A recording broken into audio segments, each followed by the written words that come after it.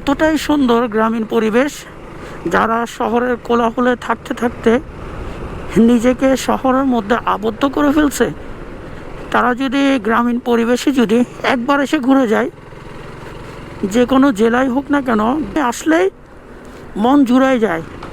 কিন্তু আমরা যারা শহরে থাকি, শহরের কোলাহলে আবদ্ধ হয়ে গেছি, আমরা গ্রামের পরিবেশে আসতে পারি না কেন?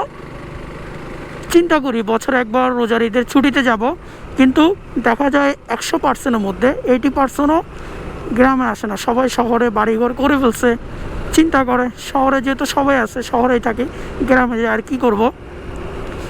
তারপরে কোরবানির ঈদে তো কেউ আসেও না গ্রামে, একদমই আসে না। আসলে কি করে, ঈদের পর দিন আবার চলে যায়।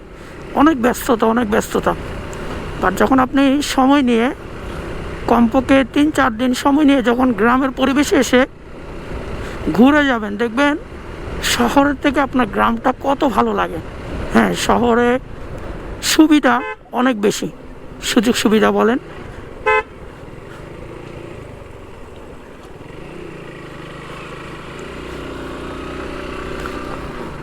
শহর আপনি হসপিটাল বলেন, স্কুল বলেন, কলেজ বলেন, হ্যাঁ মাদ্রাসা বলেন, আপনি যাই চাইবেন অ্যাভেলেবেল পেয়ে যাবেন। কিন্তু এটা আপনি আপনার বাসার পাশে শহরে পেয়ে যাচ্ছেন, আপনি 5 মিনিট রাস্তা অতিক্রম করতেছেন, আপনি হসপিটাল পেয়ে যাচ্ছেন, স্কুল পেয়ে যাচ্ছেন, আপনি যাই চাচ্ছেন পেয়ে যাচ্ছেন। বাট গ্রামের ক্ষেত্রে কি হয়, মানে একটু দূরত্ব হবে, মানে আপনি বাসা থেকে আরও 10 মিনিট হাঁটলেন, আধা ঘন্টা দূরে গেলে আপনি ভালো হসপিটাল পাবেন, স্কুল পাবেন, কলেজ পাবেন, আর এলাকায় মাদ্রাসা পাবেন।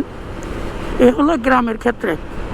তারপরও মানে আপনার মন জুড়ে যাবে, যত পেরেশানি আপনি মাথার ভিতরে জমাইছেন শহরে থাকতে থাকতে, যখন আপনি গ্রামের পরিবেশে আসবেন, দেখবেন যে আপনার মাথা একদম হালকা হয়ে গেছে, মানে আপনার কোনো টেনশনে মনে হচ্ছে না।